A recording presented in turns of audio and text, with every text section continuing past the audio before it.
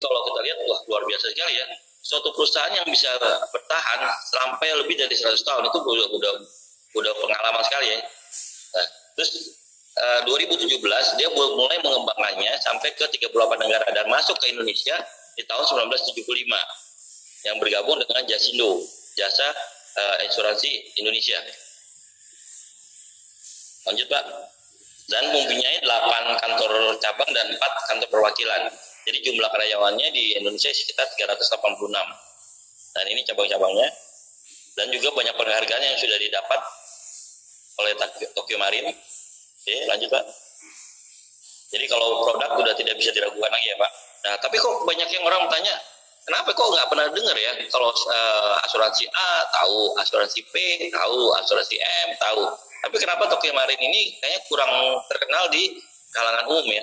Nah, ternyata karena mereka biasanya bergerak di perusahaan, di corporate.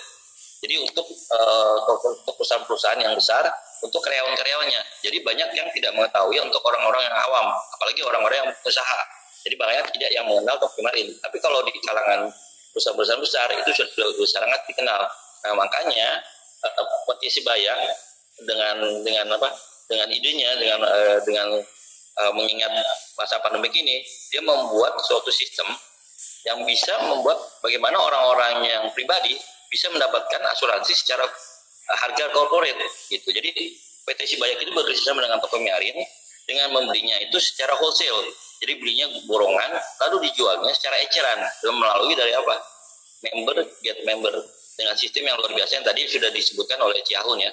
Itu dengan motor 50.000, dengan pairingnya 20.000 gitu. Dan itu kenapa kok 20.000 bisa sampai 5 juta? Ya itu kalau produknya jalan walaupun cuma 20.000 tapi gulungannya akan menjadi cepat. Nah itu yang harus kita lihat gitu ya. Jadi jangan kita tergiur dengan bonus-bonus yang besar tapi produknya susah dijual, akhirnya kan percuma. Suatu perusahaan dengan sponsornya besar, dengan imingan bonus rewardnya dapat mobil, kalau produknya tidak bisa jalankan, akhirnya hanya apa? Impian aja, impian yang tidak bisa di action. Oke? Bisa dilanjut. Nah, produknya adalah asuransi kecelakaan. Nah, bayangkan ya, dengan modal bukan 200 juta ya, hanya 200.000 per tahun. Jadi kalau kita hitung produk yang kita dapat ini 200.000 itu dengan sebulan sekitar 16.000. Ini banyak sekali benefitnya. Nah, kita lihat apa? Untuk santunan duka cita, pengobatan, dan juga ada biaya pemakaman. Jadi kita ingat aja ya, patokannya adalah kita supaya bisa kita lebih apa? 5, 55. Nah, 5 itu adalah biaya pengobatan per kejadian. Jadi batas maksimum yang di cover untuk biaya pengobatan adalah 5 juta per kejadian. Tapi kejadiannya tidak dibatasi selama asuransi kita masih dalam tenggang. Ya, jadi masih berlaku.